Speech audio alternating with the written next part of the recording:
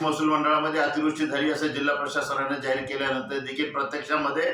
नुकसान मात्र 50% झालं असा अहवाल राज्य शासनाकडे गेला कसा,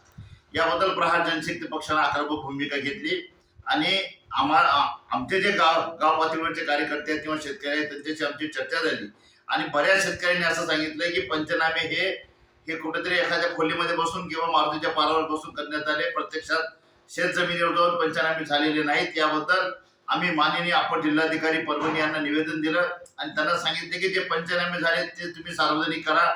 माननीय जिल्हाधिकारी महोदयांच्या वेबसाईटवरती पंचनामे टाका आणि प्रत्येक गाव पातळीवर गावामध्ये ग्रामसभा घेऊन ते पंचनाम्याचं वाचन करा, म्हणजे जे कोणी लोक शेतकरी वंचित असतील त्यांना त्यांचे पंचनामे होतील, त्यांना न्याय मिळेल। आमच्या